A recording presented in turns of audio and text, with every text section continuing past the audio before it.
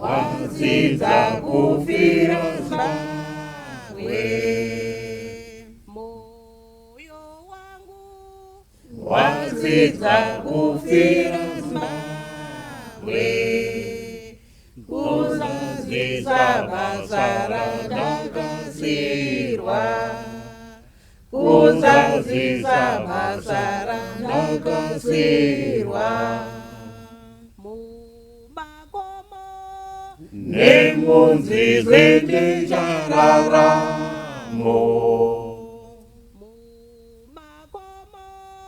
nemunzi zende chararamo, dzamara fumo rangu ramudza Zimbabwe, dzamara fumo rangu ramudza Zimbabwe.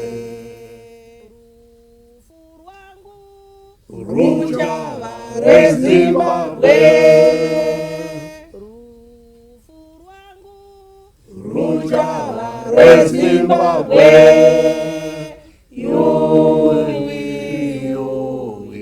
wakoma wapera,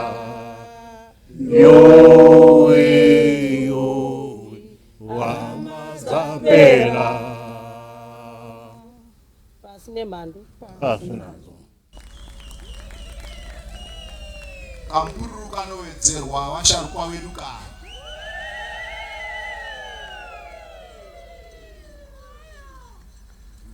Pamusoroi minista vari pamberi pedu vakutitungamira musangano uno nevanovateedzera vanoziva ukuru hwavo.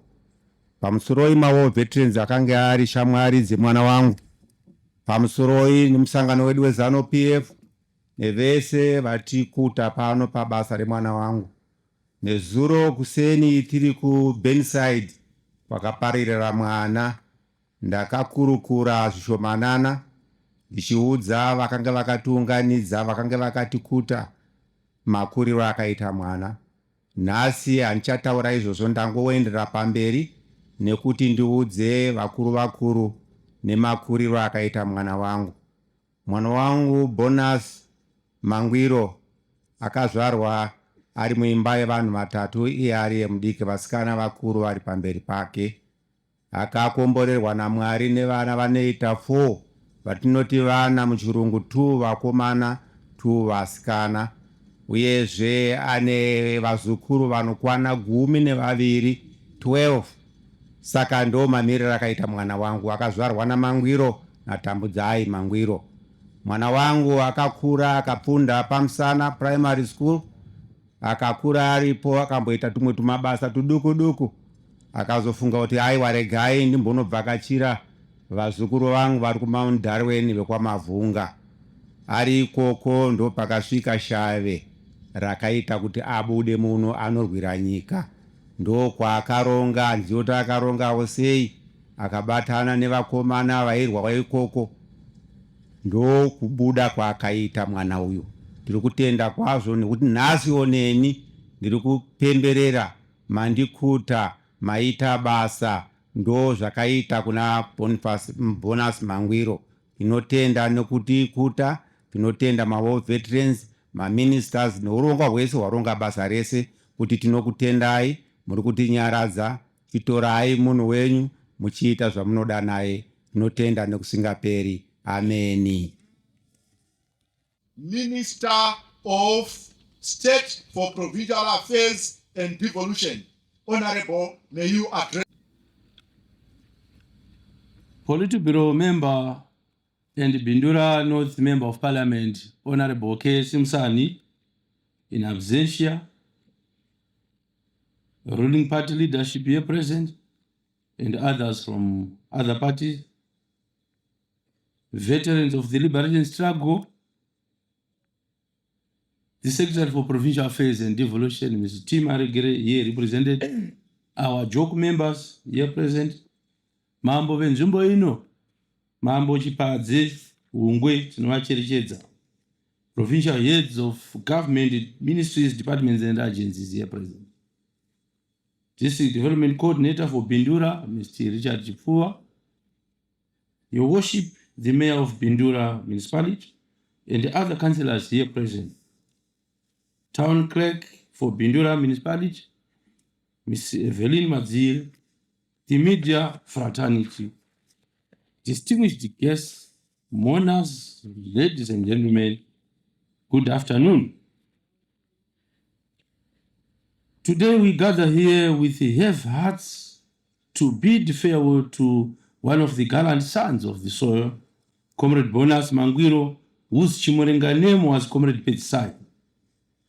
His passing, he has robbed the nation, Mashona Central Province, and indeed the people of Bindura district of a courageous liberation war fighter, a patriotic cadre, and a devoted farmer who dedicated his life to the emancipation and development of Zimbabwe.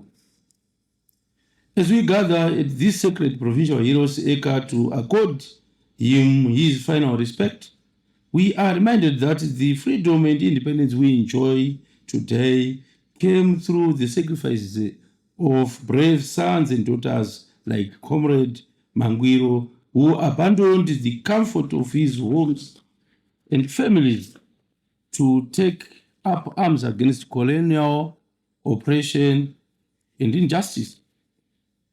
Allow me, ladies and gentlemen, to briefly recount the life history of the hero whose legacy we celebrate today. Baba vataura nhoroondo yava Mangwiro pano ya Comrade Bonus. Asi regai ndingotsinidzira nekuti Comrade Bonus Mangwiro was born on the 7th of January 1945 in a family of 5 children comprising of 3 girls and 2 boys, him being the third born.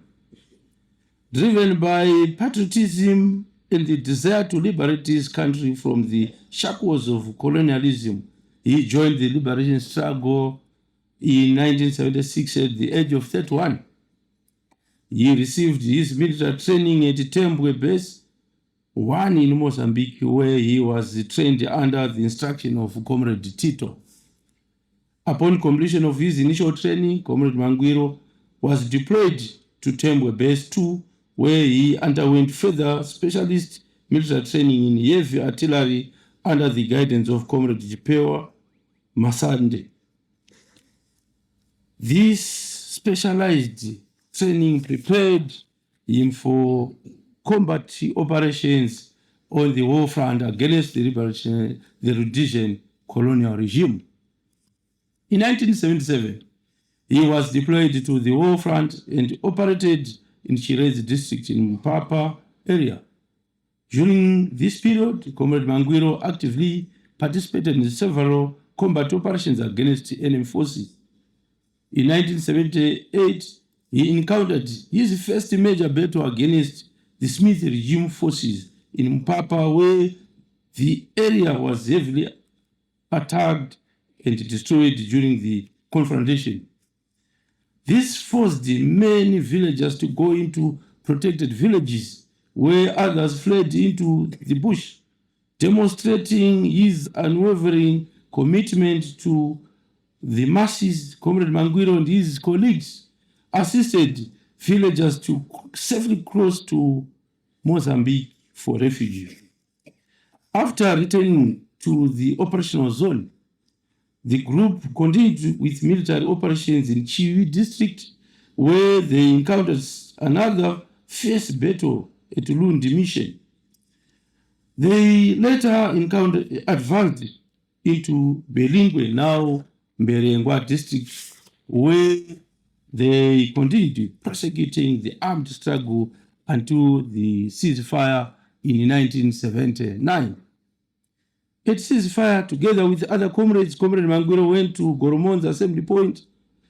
During this subsequent demobilization period, Comrade Mangwiro decided to return to his rural home here in Bindura, where he reunited with his family and devoted himself to farming and community development. With the advent of the historic land reform program in 2000, Comrade Mangwiro actively participated in the program. Today, the land redistribution program remains one of the greatest achievements of our independence because it restored dignity, economic empowerment, and ownership of resources to the black majority. At the time of his passing, Comrade Mangwiro was a resettled farmer at Eagle Cliff Farm in Ward 5, Bindura. Ndogara nchitaura kuti minda yemakomrades aibatwe miri wambuya apa miwe papurazi pakomrade apa uzotora advantage kuti vaenda unochowa. Hallelujah.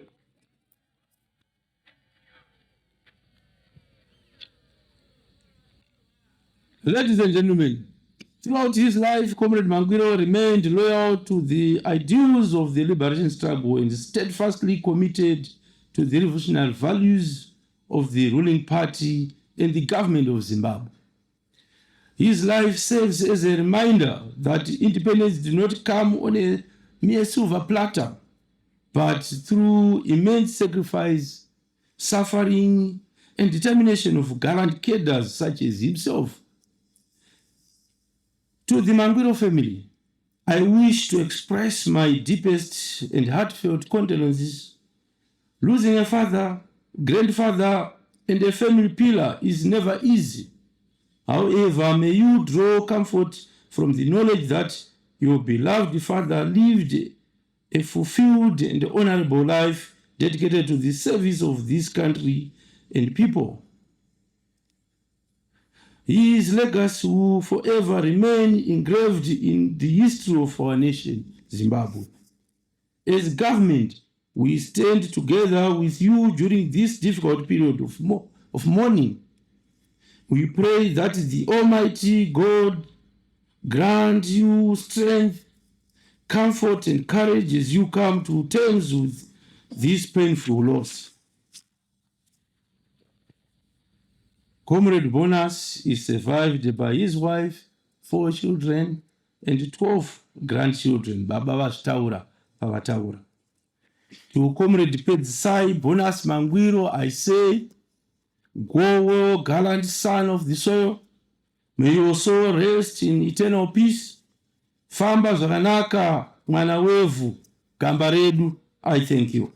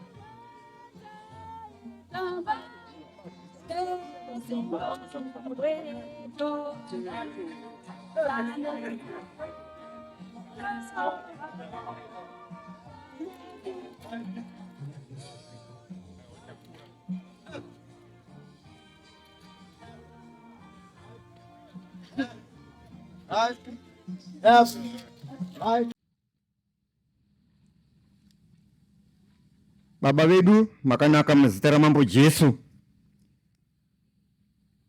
Iyi ndiyo imba yatava kuzoradza gamba redu murwiri rwerusununguko Bonus Mangwiro. Imba iyi ichengetwe nemi nevatsveni vokudenga kuti vavengi vasasvika pedyo nayo.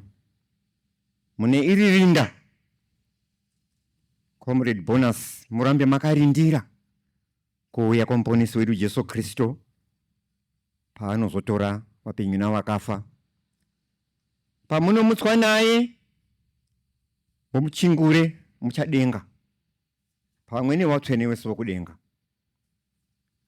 Kristo mambo wedu, twisai chichemo chedu kuna Mwari Baba. Amen.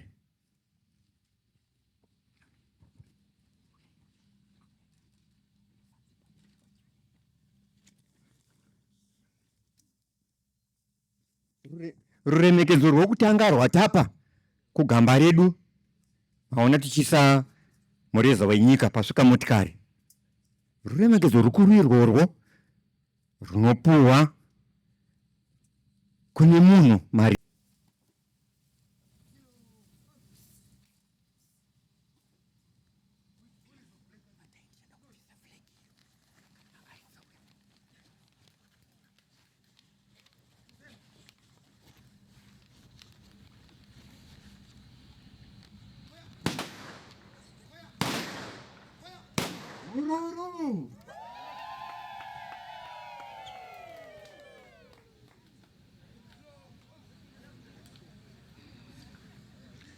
ndokuti ranga riri gamba iri.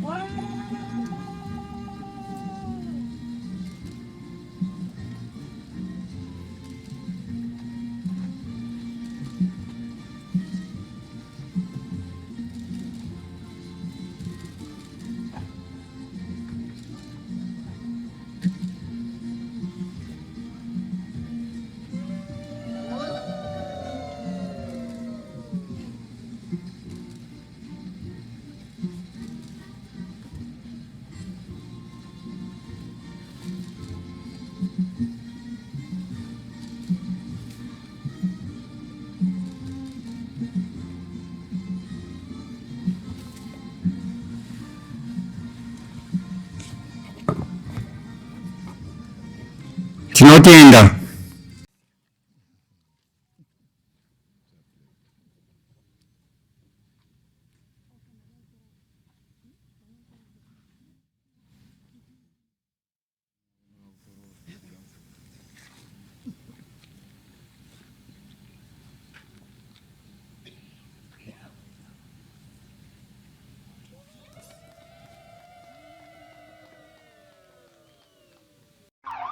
Feeling unsafe?